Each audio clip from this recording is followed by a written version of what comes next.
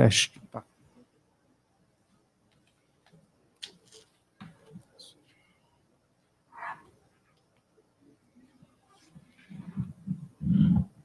Boa tarde a todos.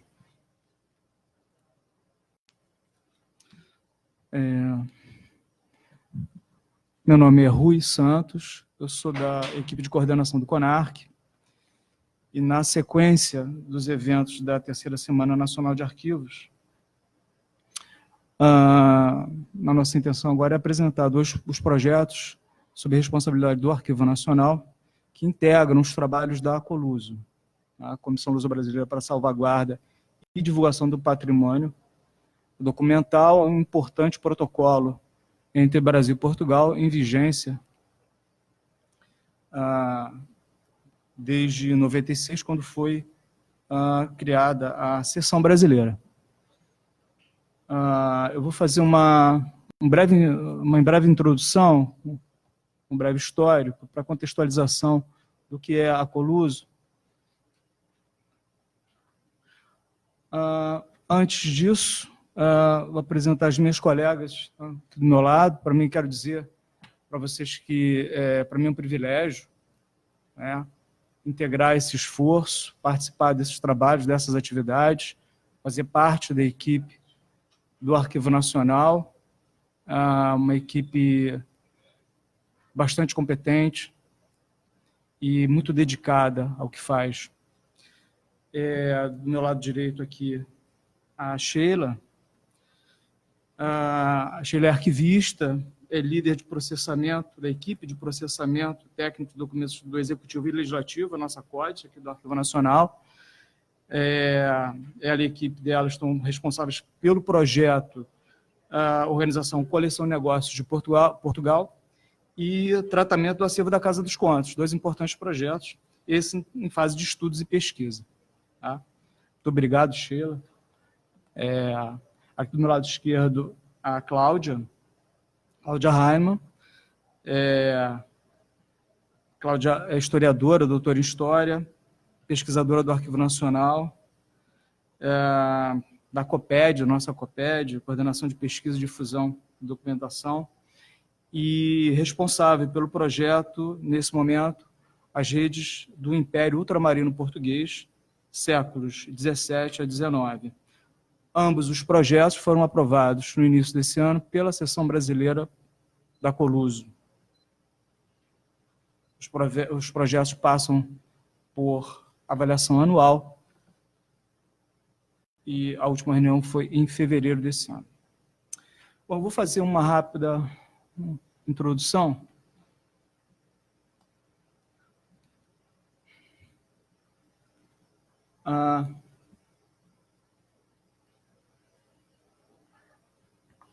Bom, como parte das comemorações do 5º centenário do descobrimento do Brasil nos anos 2000, várias dessas instituições participantes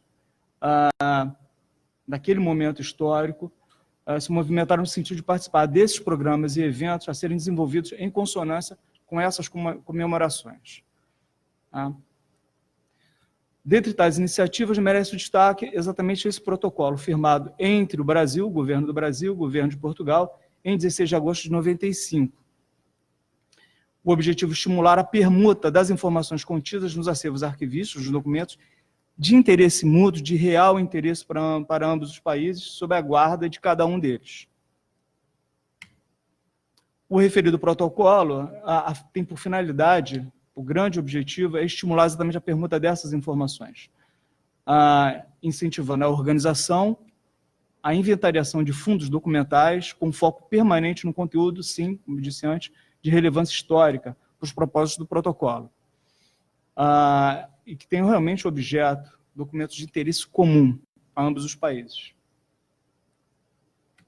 Nesse sentido, de acordo com o mencionado protocolo, ambas as partes nomearão uma comissão bilateral, que se encarregará de inventariar e selecionar o patrimônio documental sob a guarda desses estados, dos Estados Nacionais do Brasil e Portugal. Vamos para os marcos legais originários. Lá atrás, na década de 60, 1966, é firmado o Acordo Cultural Brasil e Portugal, assinado em Lisboa, entre outras áreas, as áreas contemplou várias áreas entre elas a área de arquivos. Em 15 de dezembro de 83, em Lisboa também, a conclusão, a ratificação desse protocolo entre Portugal e o Brasil, relativo à microfilmagem de documentos de interesse para ambos os países. Em 89, houve a 7ª reunião da Comissão Mista Cultural, já um início da Comissão Bilateral, realizada em Brasília, tendo por foco compartilhamento, né, desse patrimônio arquivístico como tão importante para ambos os países, Brasil e Portugal, enfim, em todo o território nacional, tanto no Brasil como em Portugal. A gente fala muito do Rio de Janeiro e Lisboa, mas abrange todo o espectro dos seus territórios nacionais. Em 91, protocolo binacional sobre as comemorações dos descobrimentos portugueses, aprovado pelo decreto legislativo, aqui no Brasil, em novembro de 92, que ensejou a criação da comissão, essa Comissão Bilateral Luso-Brasileira, para comemoração da viagem de Pedro Álvares Cabral e da Comissão Nacional para as comemorações do 5º centenário, nos anos 2000. 21 de julho de 95, Declaração Conjunta de Lisboa, contemplando o quadro de cooperação na área de arquivos, que orientou o processo de microfilmagem da documentação existente nos arquivos e instituições de ambos os países, bem como a utilização da permuta dos mesmos. Facilitou muito. Sim, agora vamos para a efetivação dos protocolos, né? A partir daí que se começa a desenhar institucionalmente a Coluso, no formato que é hoje. Em 16 de agosto de 95, protocolo de colaboração firmado entre o Ministério da Justiça do Brasil e a presidência do Conselho de Ministros da República Portuguesa, Portugal, claro, Senado, na cidade do Rio de Janeiro. Em 5 de setembro de 2001, protocolo de colaboração na área de arquivos entre o Governo da República do Brasil e o Governo da República Portuguesa. Esse em ratificação ao protocolo anterior. É importante dizer que antes foi entre o Ministério da Justiça e a presidência do Conselho de Ministros de Portugal. A presidência do Conselho de Ministros, porque Portugal tem um sistema parlamentarista, né? Então, há a presidência do Conselho de Ministros, um primeiro-ministro e um presidente. Por isso, em 2001, sim, é ratificado diretamente entre o governo brasileiro e o governo de Portugal.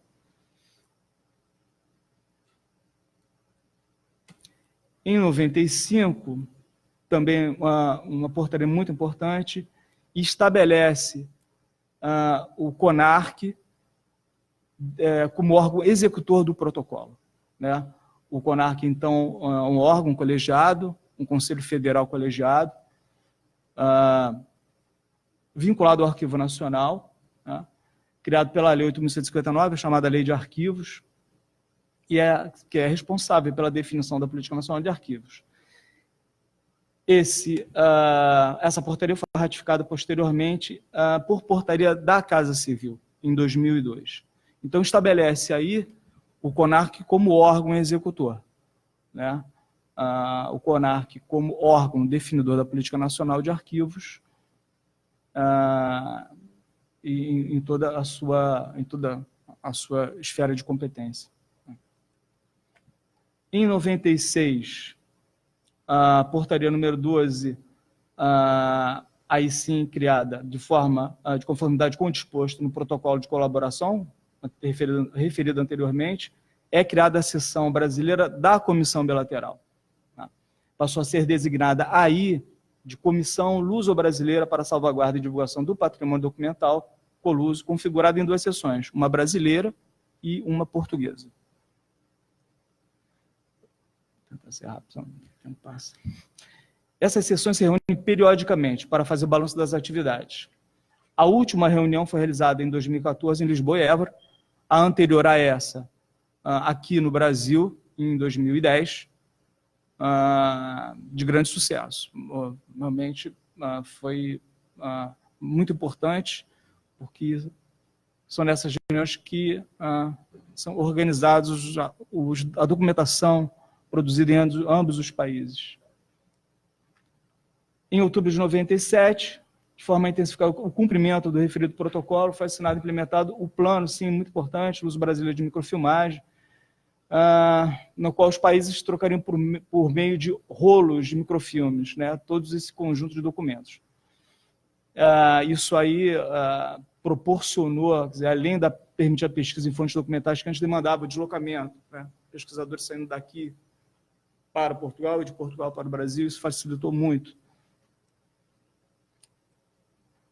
Agora, a seção brasileira, a composição da seção brasileira atual, configuração atual, ela é presidida pelo presidente do Conselho Nacional de Arquivos, também diretor do Arquivo Nacional, um cargo comum. Nesse momento, é representado pelo IHGB, pelo Arquivo Geral da Cidade, do Rio de Janeiro, pela PUC de Minas, Ministério da Cultura, MINC, a Biblioteca Nacional, o MRE, Ministério das Relações Exteriores, Arquivo do Exército, Histórico do Exército, Marinha do Brasil, Arquivo Público do Estado da Bahia, Arquivo Público do Estado do Rio de Janeiro e pela própria UERJ. O convênio atual. Considerando a importância dos trabalhos previstos nas cláusulas do referido protocolo de colaboração, o CONARC buscou uma importantíssima parceria com a UERJ, que resultou na assinatura de convênio, firmado desde 96, com o objetivo de viabilizar a concessão, a oferta de 50 bolsas anuais de estágio para estudantes de História e, tendo por óbvio objetivo o desenvolvimento desses projetos de organização e descrição de fundos documentais existentes nas instituições públicas e privadas sediadas no Rio de Janeiro, de interesse, em assuntos de interesse para Portugal. Anualmente, os projetos novos ou novas fases de projetos em andamento, no âmbito brasileiro, são submetidos à Seção Brasileira da Coluso. Todos os projetos, de forma anual, são aprovados por essa seção e encaminhadas aos estagiários e às bolsas para confirmação na UERJ, mas aprovadas previamente por essa seção brasileira. A última reunião foi agora em fevereiro de 2019. Foram apreciados 12 projetos e aprovados das 8 instituições referidas anteriormente e procedida a distribuição das bolsas. Propostas para esse ano da seção brasileira: divulgação dos projetos aprovados no sítio eletrônico do CONARC, um termo de cooperação entre o Arquivo Nacional, CONARC e o Departamento de Documentação da Marinha, a proposta de idealização da marca Coluso, com o objetivo de aumentar a divulgação das atividades desse protocolo, possível inserção, ainda em estudo, dos projetos da Coluso no DIBRARC, e integração dos projetos aos trabalhos desse ano, né, o Ano Ibero-Americano de Arquivos, Iberarquivos, e divulgação no mapa das atividades no sítio desse evento. Eu vou passar rápido, senão eu estou tomando tempo, mas eu vou passar bem rápido.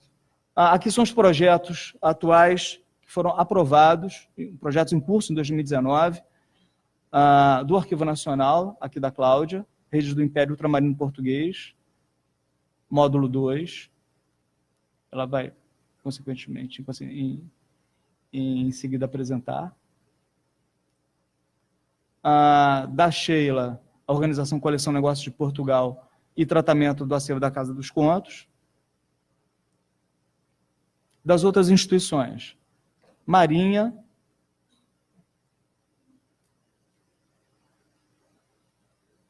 com 2 projetos: digitalização, descrição e indexação do fundo, documentos navais, custodiados na HGB, e descrição do acervo documental da Secretaria de Estado e Negócios da Marinha.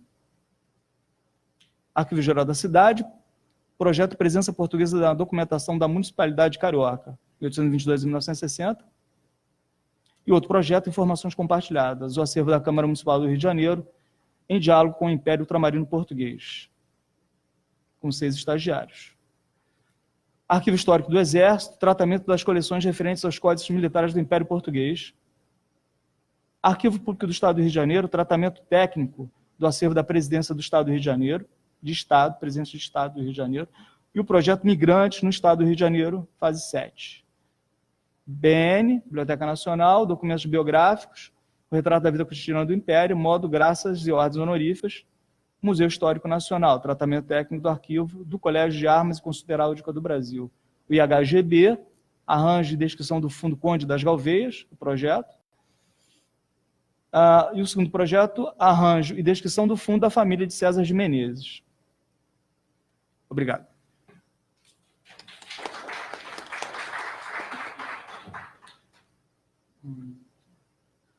Eu vou passar agora para a Sheila, para a apresentação do projeto.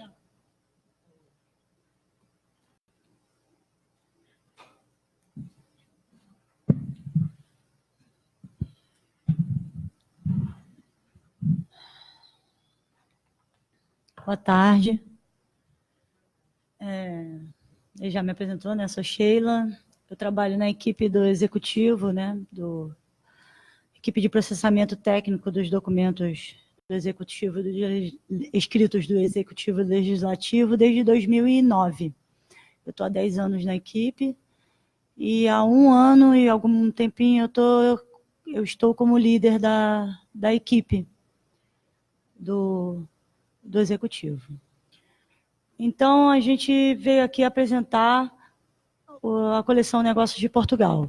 E é importante frisar que nós estamos tratando só da seção caixas, dos avulsos que chamam, né? Que são documentos que estão condicionados em caixas. Nós temos também a seção códices, que já foi tratada, tem um inventário, e a gente resolveu dar ênfase na seção caixas, que se encontrava bem dispersa. Vou começar com o histórico do acervo, né? A coleção Negócios de Portugal,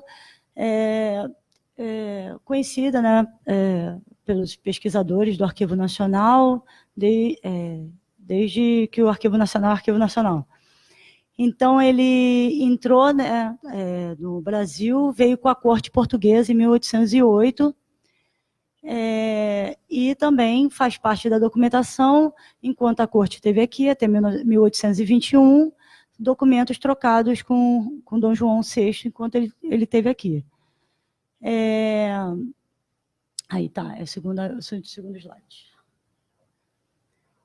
Aqui é uma curiosidade, a expressão Negócios de Portugal era utilizada na época, né, para designar o despacho referente entre assuntos ligados ao Reino de Portugal.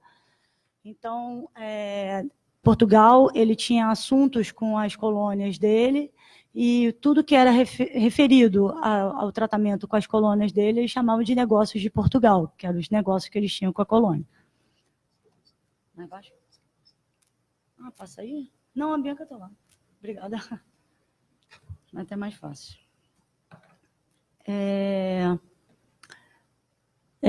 No outro slide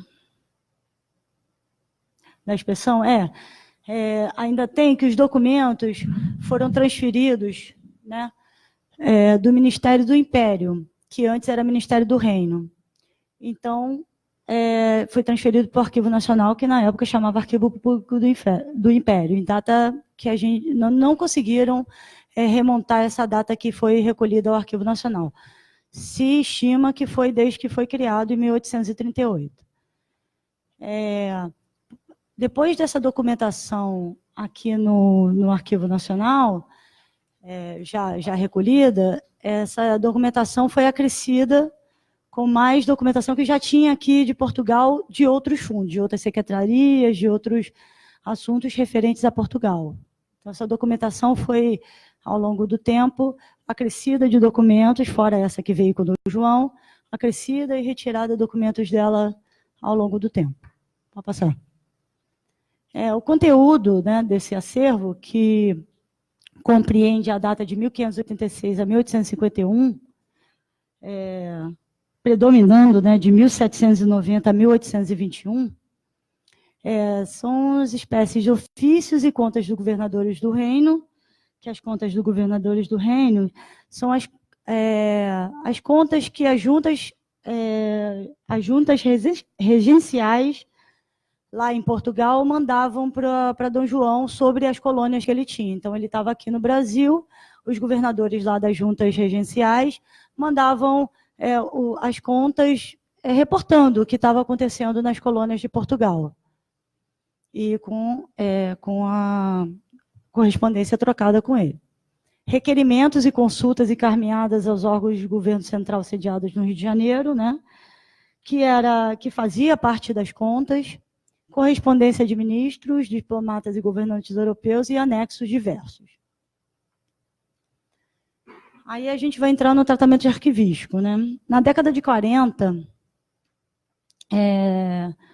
ela sofreu o primeiro grande tratamento arquivístico, que era o tratamento de uma descrição pormenorizada, tá, dessa documentação, principalmente das contas dos governadores, que foi publicada numa publicação aqui do Arquivo Nacional chamada Elenco, de 1941, que tem a descrição das contas do governador. Porém, ela não foi mexida, foi descrita apenas do estado que ela veio, né, na proveniência que ela veio. Volta só um pouquinho. Ali embaixo fala que tem que explica, né, uma curiosidade no acervo, que a gente tem que as contas dos governadores às vezes não têm os anexos, né? Não, quer ver? As primeiras vias das contas, só a segunda via, porque se mandou para Portugal nessa época também da Centenário de Portugal. Pode mandar. Aí veio a década de 60 e 70, né? E que a coleção foi novamente tratada. Tá? Esse tratamento foi diferente. Esse tratamento tentou-se agrupar por conta da necessidade da época, dos historiadores da época, das pessoas da época que consultavam o acervo, os pesquisadores da época, se resolveu tematizar o acervo, fazer um arranjo por temas. E, com esse arranjo, a proveniência foi toda alterada. Então, se juntou por temas. E aí os documentos foram remanejados das suas caixas originais, perdendo a proveniência, né?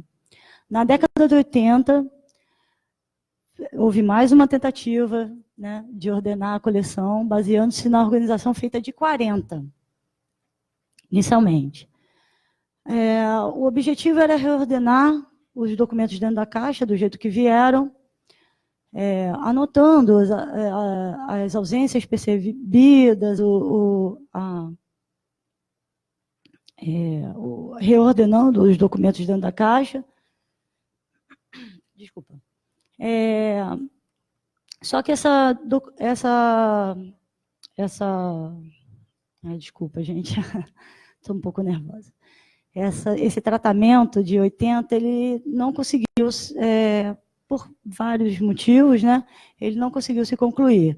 Então, ali disse que alcançou até a caixa 707. Só que ela começa no 620. Do 620 termina no 738. Então, no caso, foram de 620 até o 707, nessa tentativa. Em 2004, a partir de um convênio com a instituição, com o Instituto dos Arquivos Nacionais Torre do Tombo, o novo projeto foi iniciado, com uma equipe composta de técnicos brasileiros e portugueses. Optou-se por manter a organização de 60, porque naquela de 40 não conseguiu muito sucesso, né? Realizando o levantamento das principais tipologias e temáticas recorrentes. A documentação se encontrava em caixas metálicas, eram 118, e foram substituídas por caixas de papelão, mais apropriadas na época, e o arquivo cresceu, né? O acervo cresceu, totalizando um número de 273 caixas, com uma anotação provisória, que dentro das caixas continuou-se usando pacotilha 1, pacotilha 2, pacotilha 3, documento 1, documento 2, documento 3, e elaborou-se uma tabela de equivalência com as caixas metálicas, né? Os documentos foram mantidos na organização original, de modo a não confundir os usuários que já haviam trabalhado nos antigos instrumentos de pesquisa da coleção. E aí ficou daquela organização temática, né, ficaram essas categorias aí, essas temáticas que permanece até hoje, tá? Vou até adiantar, dar spoiler, que permanece até hoje, porque uma vez tirada a proveniência é muito difícil, ainda mais sendo consultado, é difícil retornar para o estado original. Tá? E desse projeto obtiveram-se produtos como inventário, um índice onomástico da conta dos governadores do reino, um inventário e um índice onomástico dos ofícios dos governadores do reino, um inventário temático de toda a coleção. Aí é um exemplo, né, do que a gente encontra dentro da coleção. Esse é um mapa geral dos regimentos de infantaria, artilharia. Como vocês podem perceber, já está com anotação, né, já está tratado. Aquilo lá em cima, não sei se vocês percebem, ele é todo dourado e é ouro, né? Que eles tinham esse cuidado.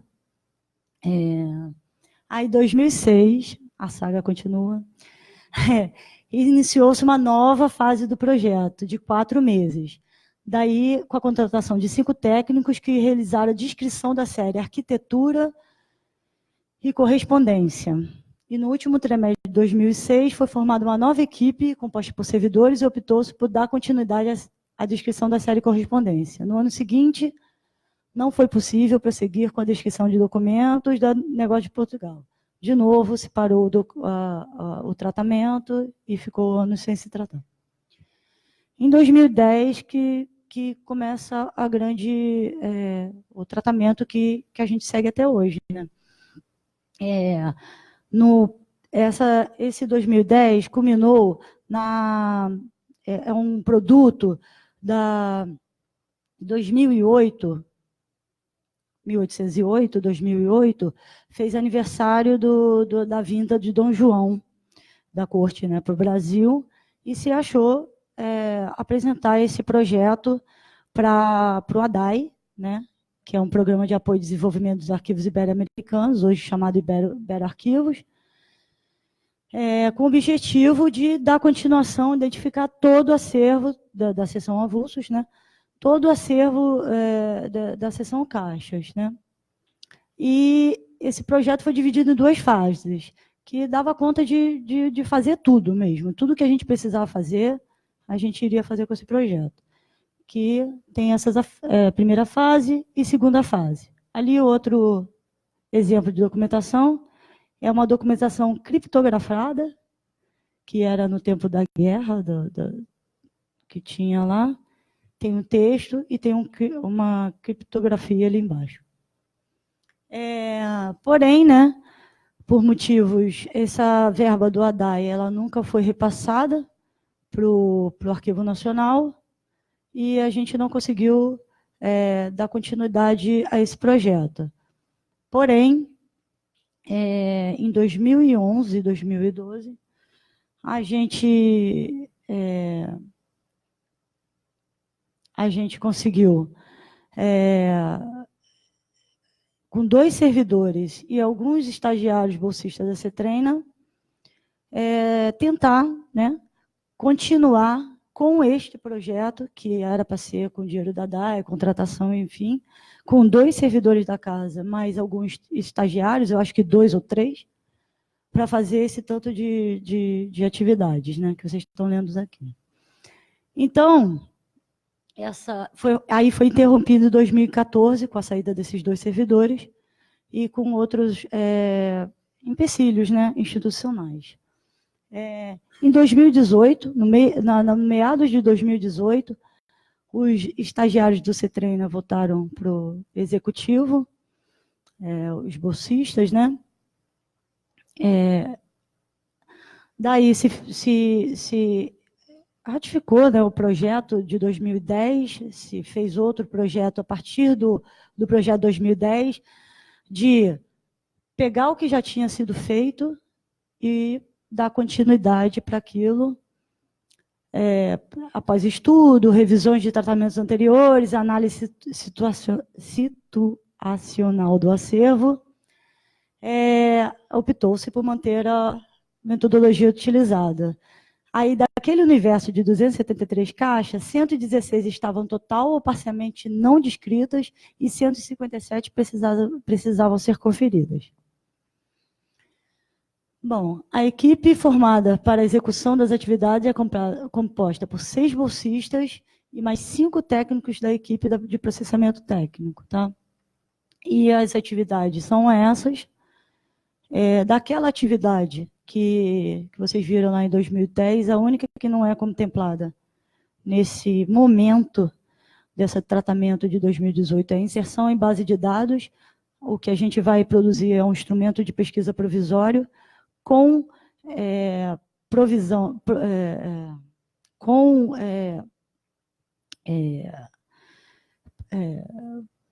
projeção de migração para a base de dados, CIAN, de uma vez só. A gente está fazendo em planilha Excel.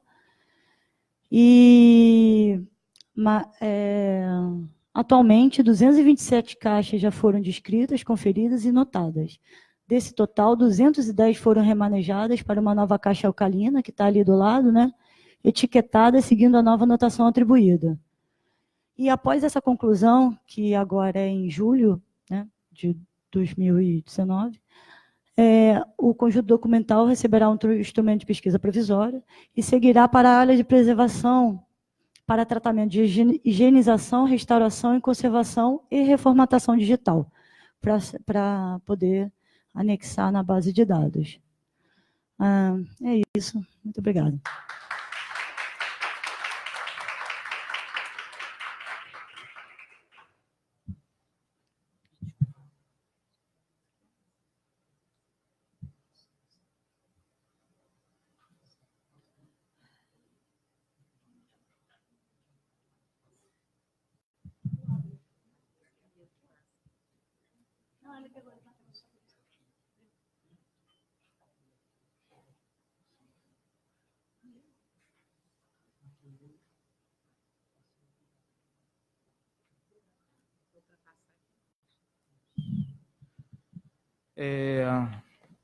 Vou passar para a nossa colega Cláudia, vai apresentar projetos, redes do Império Ultramarino Português, séculos 17 a 19, módulo 2,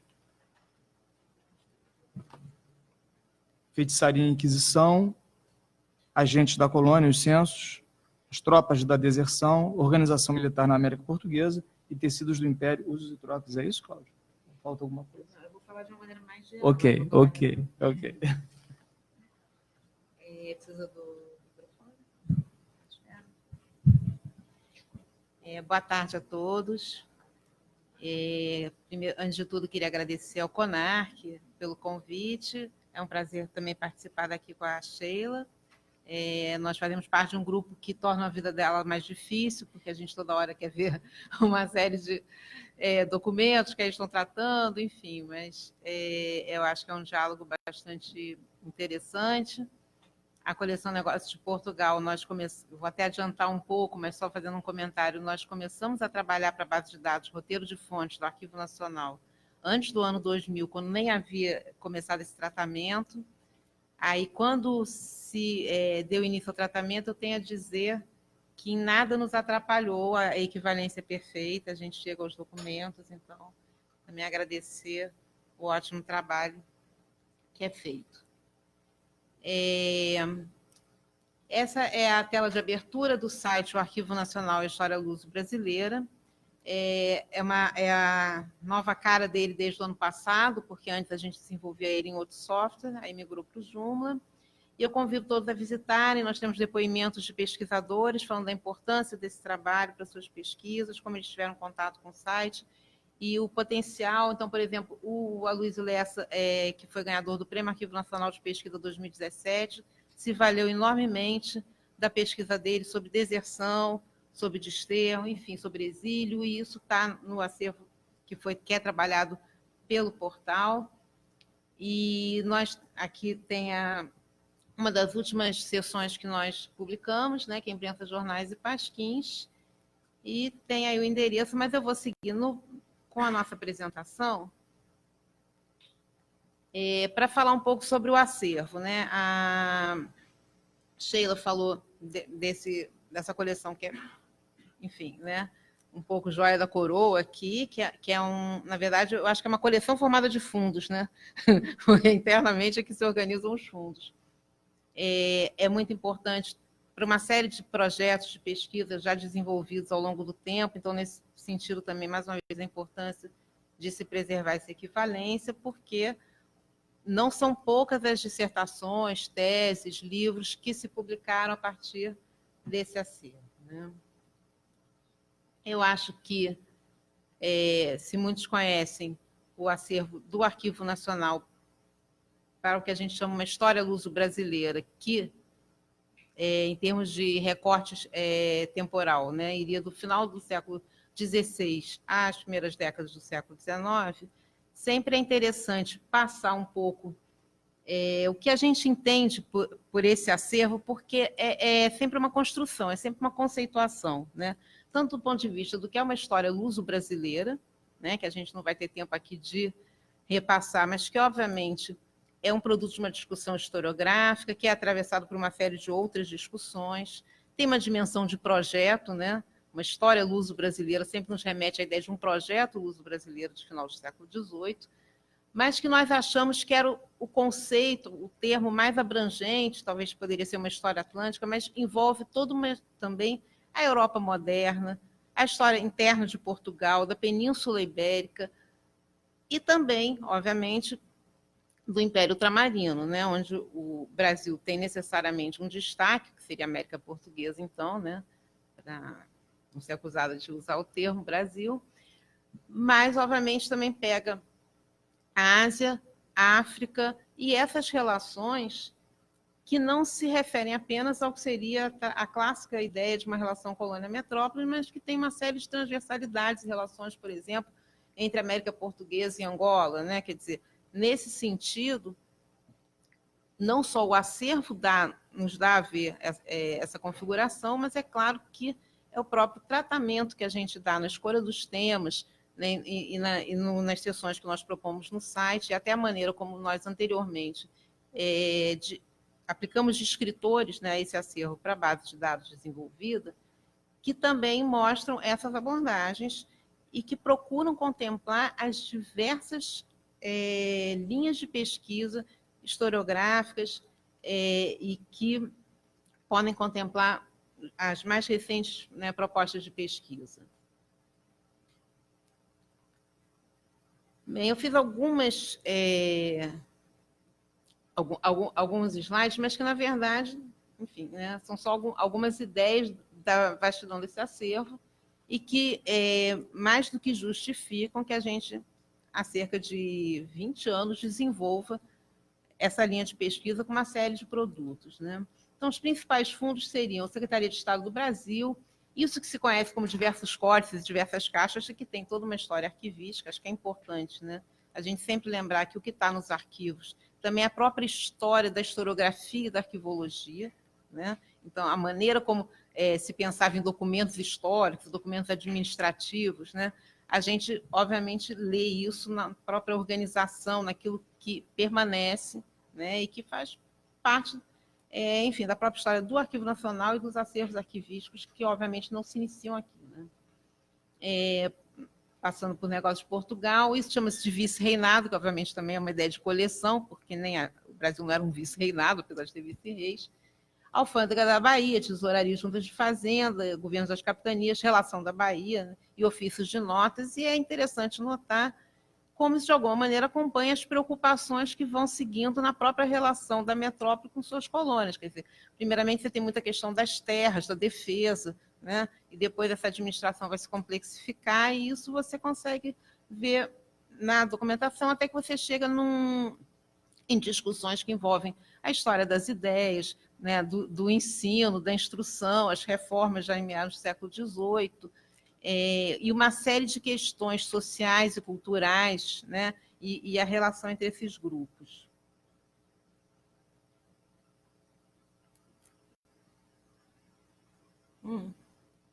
Depois eu fiz esse recorte, Pombalino Mariano, quer dizer que pega a governação do Marquês de Pombal, primeiro-ministro Dom José I, e depois o período de Dona Maria I, né? E aí os principais fundos e coleções, né? Aqui ainda está como inventários pós-mortem, já foi desconstruído, tá? Então, peço desculpas porque permaneceu, né? E hoje a gente houve a recondução dessa espécie de documentos aos fundos de origem, né? E que podem ser pesquisados na base do judiciário. Depois, um recorte específico para o período joanino, e aí é interessante pensar que não é simplesmente um corte a partir de 1808, mas que esses fundos, eles traduzem, que para muitos é uma ideia de que seria depois uma continuidade até com o período da independência, porque você teria essa ideia de uma interiorização da metrópole, né, para usar o clássico termo da Maria Odila da Silva Dias. Então, é muito do que se encontra também nesses fundos, por exemplo, o riquíssimo fundo da Polícia da Corte, né, que tinha mesmo aquela ideia de policiar, de civilidade da cidade. Então, toda uma história do Rio de Janeiro, no período joanino, é muito importante esse fundo, é muito interessante. Mesa da Consciência e Ordem, Desembargo do Paço, aí passa por uma série de questões também de censura, de livros, também do ponto de vista de uma história da cultura. Isso é muito interessante. Nós temos trabalhos desenvolvidos também com esses acervos. A famosa coleção Independência, né, que já mostra um pouco, né, a sua própria história, mas que nós também desenvolvemos um tema sobre independência a partir dessa coleção, né? E aí pensar, então, uma história luso-brasileira, né, como a gente configurou isso no Arquivo Nacional, a partir de uma área de pesquisa. São projetos iniciados ainda em 1997, quando nós despertamos para a ideia de que o 5º centenário, não que nós pretendêssemos comemorá-lo, mas repensá-lo, né? Usar como um marco, né? Dos 500 anos. Foi um momento também que nós tivemos uma série de apoios e patrocínios importantes, não só pela viabilidade, mas porque mostrava um diálogo com essas instituições que nos apoiavam, né? Então, a Comissão para os Descobrimentos Portugueses, a Fundação Vita, o Programa ADAI, a FAPERJ, depois com o projeto de comemoração dos 200 anos, né, do bicentenário da chegada da Corte. Como o Rui já falou, né, o projeto se inscreve no âmbito da Coluso, né, desde o início, quando começamos, o primeiro projeto foi a base de dados roteiro de fontes, né, que nós tínhamos uma grande equipe, né, e aqui eu iluminei o convênio CONARC CETREINA, porque ele continua válido e é fundamental não só para que a gente execute esse projeto, mas também, pelo outro lado, porque nós nos sentimos muito importantes por participar da formação dos alunos, né? Então, tem todo um trabalho de leitura, discussão de textos, de participação em todos os momentos, o entusiasmo deles. Nós tivemos toda uma geração de bolsistas que depois trabalharam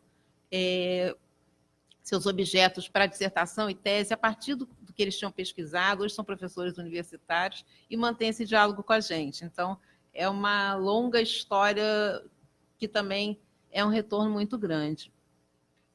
Bem, nós tínhamos feito, então, o roteiro de fonte, que depois eu vou rapidamente mostrar, e em 2004, né, enfim, então nós já temos 15 anos de atividade continuada, nós publicamos o site, o Arquivo Nacional História Luso-Brasileira. Talvez pareça um pouquinho de propaganda, mas é uma verdade. Esse site ele também foi pioneiro na história do Arquivo Nacional, porque foi o primeiro portal que foi publicado, né? A instituição tinha um portal, mas que era muito pouco funcional, as pessoas não tinham uma relação, pouco se publicava nisso que na época se chamava a homepage, né? Um pouco da história das mídias também. E o portal Arquivo Nacional de História Luso-Brasileira, ele foi pioneiro em vários sentidos. Primeiro, por adotar um software que permitia que nós mesmos alimentássemos o site, então isso dava uma autonomia muito grande. Era um software nacional, embora fosse privado, mas era nacional, gestado na PUC, Rio, então também favorecia, né, essa geração que estava desenvolvendo esse tipo de programa, mas principalmente, o que eu acho mais importante,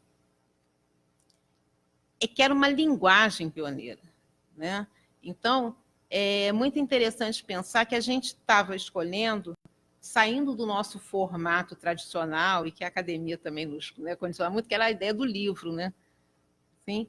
E pensar numa expansão muito maior, né, num alcance muito maior de comunicação com o público, atingindo um público mais vasto, mais variado, sem esquecer, né, do público acadêmico, que é um público tradicional e a ser cultivado, né, numa instituição como o Arquivo Nacional, mas indo muito mais longe, com um potencial muito maior. E, além desse alcance, a própria linguagem, né, porque a atualidade dessa pesquisa em história moderna, nisso que a gente chama de história luso-brasileira, do período colonial, ela se dá em muitas frentes e começa com a própria linguagem, com a abordagem, né? Porque a gente sabe que você pode trabalhar temas de história do tempo presente com uma linguagem absolutamente convencional e retrógrada, né? Então, não se trata simplesmente de uma temática, e sim da forma como você trata isso, né? Como você olha para isso, até como historiadores, né?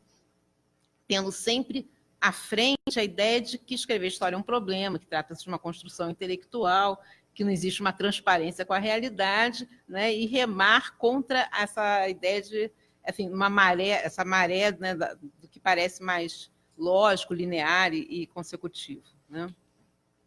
Então, isso que seria uma outra discussão, mas eu acho sempre importante falar que é sempre um pensamento crítico e a ideia de propor os temas que o site apresenta sempre tem em mente isso, inclusive o título do site, né? O Arquivo Nacional e a História Luso-Brasileira. Não há nada natural, né, nessa essa história luso-brasileira não está dada, né, no acervo, ela é algo pensado. Bem, são 67 sessões publicadas, já tem várias agora para publicar, né? Mas eu não ia atualizar antes da publicação. Eu fiz um cálculo por alto, são cerca de 2.500 emendas de documentos, mas eu fui pelos números menores, assim, né? Pode ser muito mais do que isso.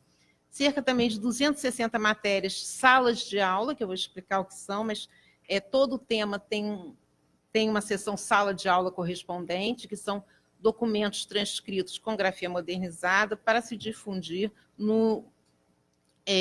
enfim, nas escolas, né, de documentos que não estão consolidados em livros didáticos, né, que é um outro tipo de pesquisa que não seria feita. Também, né, eu acho até que ali eu repeti, mas enfim, nós, a partir desse trabalho, também construímos exposições de difusão do acervo do Arquivo Nacional, realizamos seminários e publicações. Aqui está um pouco repetido, mas enfim. Em 2017, a partir de toda essa matéria, né, essa fortuna crítica que nós temos, de toda essa reflexão, nós elaboramos um dossiê que recebeu a nominação, né, do MOU Brasil, no Programa Memória do Mundo. Alguns números da revista Acervo se originaram das atividades desenvolvidas em seminários, da própria pesquisa. O livro Temas Luso-Brasileiros 2010, nós já estamos prontos para fazer o volume 2 de Temas Luso-Brasileiros. Realizamos aqueles seminários e as exposições, e em 2017 a última foi Itinerários Indígenas, que não foi, mesmo quando não só dedicar, né, a partir do site, mas se beneficiaram enormemente da pesquisa já realizada. Então, a gente parte para a metodologia de pesquisa, né? Como tudo isso se constrói, né? Tem gente que já conhece aqui, que já trabalhou, inclusive, no site, né? O Igor está presente. A definição dos temas, né? A partir de toda essa discussão que eu procurei um pouco iluminar aqui, né? Mostrar, é feita pelos pesquisadores, é quando nós formulamos o projeto, né? Que a cada ano se renova, e que nós sempre fazemos um certo planejamento de 2 anos, porque, é claro, né? A gente sabe, em pesquisa, um tema anda mais rápido que o outro, né? As incidências de pesquisa são maiores. E aí a gente sempre tem que partir da nossa ferramenta principal, que eu convido todos a conhecerem mais ainda, que é a base de dados roteiro de fontes do Arquivo Nacional, quando nós indexamos temática, toponímica e onomasticamente esse acervo, comunicando uma série de fundos, né? Então, é uma ferramenta fundamental também para nós, porque a gente vai à base, né, com as nossas questões, mas também a incidência de pesquisa muitas vezes nos leva a olhar para temas, né? Assim, um exemplo muito bom é a pesca da baleia, né? A gente foi ver, tinha 200 e tantas incidências de pesca da baleia, que era uma atividade fundamental nesse período, né? E aí nós fizemos uma sessão dedicada a isso, que foi o máximo, que os alunos do Laboratório de Meio Ambiente do Colégio Pedro II adoraram, que tinha documentos lindos, que não era só a questão do monopólio da exploração, né? Mas tinha até questões ecológicas, era interessantíssimo, né? Então, a gente define esses temas a partir da pesquisa na base. Obviamente, é uma pesquisa bibliográfica, historiográfica, e a gente faz uma discussão com as pessoas, né, com os bolsistas. Aí, os bolsistas da UERJ que vão fazer pesquisa junto ao acervo, redação de emendas, né, que é um trabalho que não tem nada de mecânico, né, porque eles têm que ler o documento e extrair aquilo que é mais importante, porque o nosso interesse é difundir e potencializar esse acervo. Depois a transcrição de documentos identificados como os mais importantes para a sala de aula, né? Aqueles que podem... e aí também, de novo, né, a participação dos bolsistas, que também é uma atividade, digamos, pré-docente, quer dizer, eles vão identificar aqueles registros, aquelas que são mais interessantes se eles fossem explorar isso em sala de aula, ou seja, que tem mais conceitos, tem mais temas, que um enredo interessante, que você pode explorar mais, porque a partir daí, aí voltam ao trabalho dos pesquisadores, nós vamos redigir verbetes explicativos de alguns termos que nós destacamos. Podem ser expressões, né? Nomes de pessoas, lugares, um produto, enfim.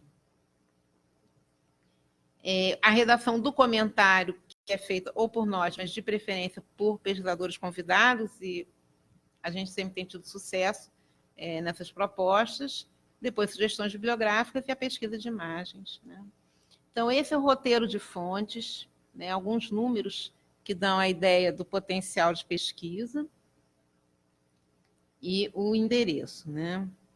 Para a gente não perder muito tempo, eu também acho que as pessoas deveriam pesquisar na base, ela é bastante utilizada, ela tem para cada escritora ela tem um menu desses de escritores, então já te dá também, né, o caminho, né, uma possibilidade de tudo que oferece. E aí são 5 temas luso-brasileiros, né? Aí eu acho que a gente pode, talvez, se alguém puder entrar no link, um desses pode ser o Império Luso-Brasileiro, por exemplo, né, que aí a gente entra no portal propriamente dito, né? E aí também perceber que nós são vários temas, né? A Corte no Brasil está destacada, até porque foi um projeto com apoio da FAPERJ, expansão portuguesa, né? Brasil, Portugal, que são questões internas e até de relações internacionais de Portugal. Nós tivemos um tema que ficou muito legal, Portugal e a África muçulmana, né? Os países árabes, e contamos, inclusive, com o texto de uma professora especialista, Monique Sorrachevski, que foi, inclusive, nossa bolsista, né? E hoje é professora sobre o tema. E essas classificações também foram pensadas. Quando a gente fala Brasil, são temas mais afeitos da América Portuguesa, mais internamente, né? O Império Luso-Brasileiro é algo mais amplo, como Portugal também, são a perspectiva mais do reino, propriamente, né?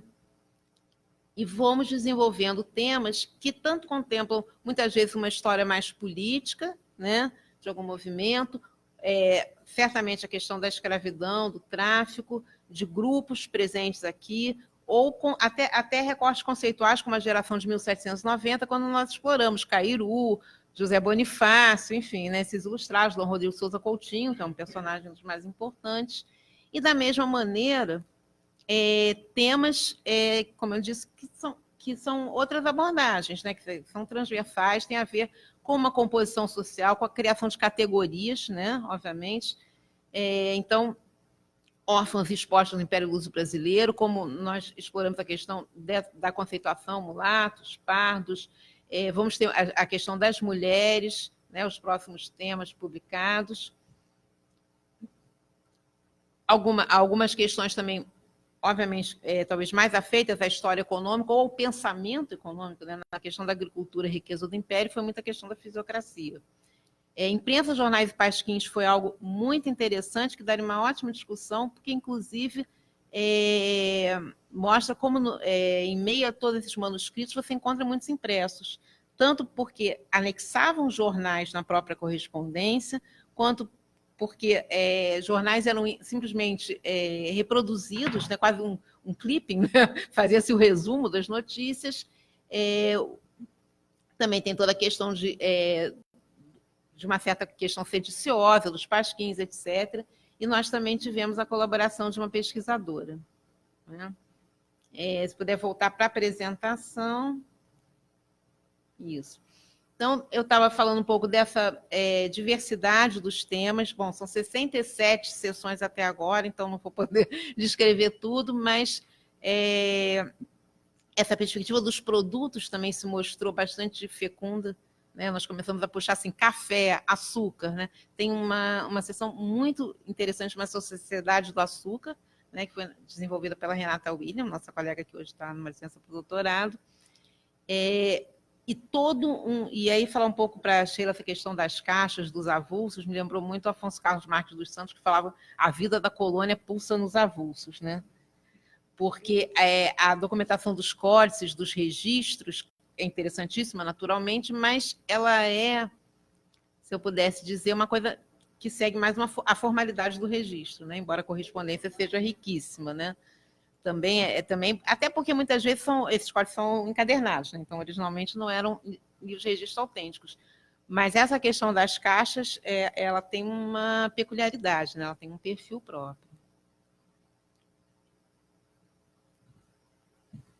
Então, aqui um pouco essa questão da diversidade dos temas, alimentação, conjuração de Minas Gerais, indumentária colonial, que foi toda feita a partir dos inventários. Então, é incrível, né? E a Maria do Carmo Rainho, que escreveu a apresentação, que é uma colega especialista no tema. Da mesma maneira, quando a gente trabalha, por exemplo, capitanias, Grão-Pará e Maranhão, mas tem, obviamente, uma questão conceitual, né? Assim, a própria questão pombalina, a própria questão da ilustração do lugar que essas regiões vão ocupar em determinados momentos. Um dos produtos, né, um dos muitos produtos desse trabalho é o Glossário de História Luso-Brasileira, a partir desse trabalho do Sala de Aula, que nós começamos, né?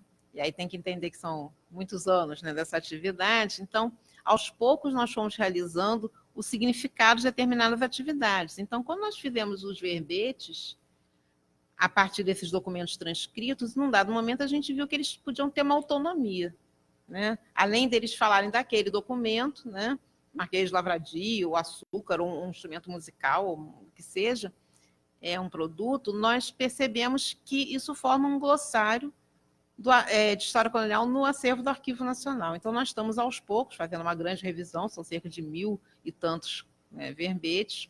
É um trabalho meio enlouquecedor, por um lado, mas interessantíssimo. A gente está fazendo uma revisão técnica e está publicando por letra no portal. E aí eu dei só um exemplo, por exemplo, de um termo, antigos privilégios, né? E aí a gente cai na história da cidade de Macau. E aí sim, né? Finalmente, Rui, os próximos temas, né? Os que a gente vai publicar, a economia do vinho em Portugal, que está pronto, que vai ser lançado e que é interessantíssimo. Também foi um caso que a gente olhou para muitos registros, né? Que envolve a Companhia do Alto Douro, né? Que enfim, toda a importância do vinho na economia portuguesa, até na sua relação com a Inglaterra e com o comércio com a América Portuguesa. Mas surgiram questões interessantíssimas, como, por exemplo, o impacto das invasões napoleônicas, né? E todo o problema da produção dos vinhos e da concorrência. O outro tema, os Condes de Assumar e o Processo do Stavro, eu dizia, né, eu ousaria dizer que foi o tema mais difícil que a gente já desenvolveu, porque é um processo, né? E aí os bolsistas tiveram que fazer o recorte das emendas de tal maneira que se entenda, né? Um processo que é bastante intrincado, que usa uma linguagem, obviamente, muito específica, com uma série de conceitos que envolvem ciência política, sociologia, enfim, né? O ofício das parteiras no período joanino, a gente já tinha trabalhado com as práticas médicas de uma maneira geral, a partir da coleção Fisicatura Mor, novamente um termo, né, não muito apropriado, porque não tinha fisicatura, mas tinha o físico, enfim. Mas a gente não tinha trabalhado especificamente com as parteiras. E aí, também é muito interessante, quando a gente começou a trabalhar, os bolsistas falavam, é muito repetitivo, é seriado. Eu falei, não, é seriado, mas não é repetitivo. Começa a ler com atenção, porque você vai descobrindo quem são essas mulheres, né? Envolve portuguesas e brasileiras, porque é no período de Dom João VI, os médicos, como era feito o exame, e o que era mais raro, que a gente conseguiu encontrar, era o teor das perguntas, o que era perguntado, o que era examinado, né? E no meio disso, muitas acusações também de curandeirismo, enfim. Então, esse universo foi se mostrando cada vez mais rico. Quem são essas pessoas? Tem pardas forras, libertos, mulheres viúvas, quando é casada, sempre fala casada com não sei quem, como foi feito o exame. Então, são textos curtos, mas densos, e que dão um panorama de que significava essa atividade, que obviamente era exercida com ou sem registro, né? Mas o exame das parteiras acaba sendo bastante rico para que se estude também esse aspecto. As mulheres livres e brancas na colônia, que também está pronta, que tem muita questão dos recolhimentos, da educação religiosa, do terror do casamento forçado, né? O recurso à vida religiosa para fugir disso. Enfim, os próximos temas que a gente já está desenvolvendo, que foram propostos, mas que ainda estão em curso, essa ideia dos tecidos do império, que tem a seda, e a gente já está começando a ideia desses usos e trocas, né?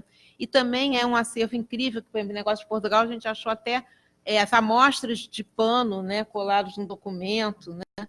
Então são coisas riquíssimas, e que falam, obviamente, de comércio, do tráfico, né, que era uma moeda de troca, de consumo, inventários de lojas, né, de empresas que descrevem os tecidos, as cores, os padrões, que já usam a expressão a última moda, né, e falam do tecido de riscadinho, etc. E que falam também da própria Revolução Industrial Inglesa, né? O uso do algodão, né? Os padrões, já usa, né? Não sei o que, inglês, né? E tal. Então, só numa lista de tecidos você lê uma coisa extremamente rica, né? Que é muito mais do que uma lista de tecidos. Aí eu propus para a gente falar da organização militar, né? Que é um tema que a gente estava devendo, né? As tropas da deserção, né? Porque é um fenômeno a questão da deserção. E, enfim, esses são os temas que nós estamos trabalhando. Agora, né, os comerciais, que em breve nós vamos publicar a página do site no Facebook. Foi uma proposta para os bolsistas e que eles adoraram, né? Então a gente já está elaborando, eu até pretendia lançar hoje, mas não deu. E que é uma maneira também de potencializar e dar mais agilidade, convidar mais gente a visitar, né, o portal Arquivo Nacional História Luso Brasileira. Então, era isso. Obrigada.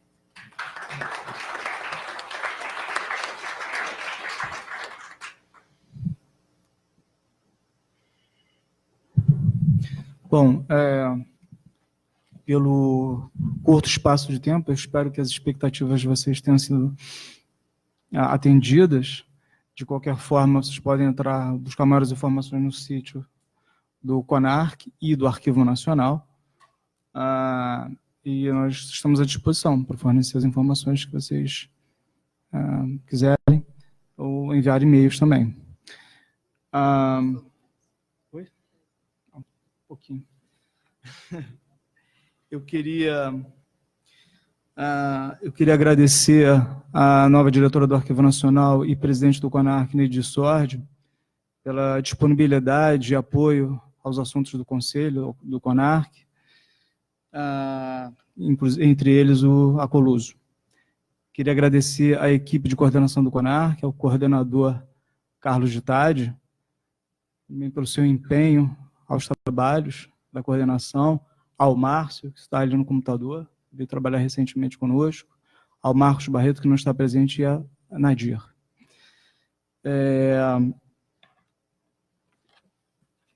Quero agradecer mais uma vez a Sheila Sequete, né, pela competência, pela dedicação com que desenvolve o seu trabalho aqui no Arquivo Nacional, e a Cláudia Heinemann igualmente. Tá?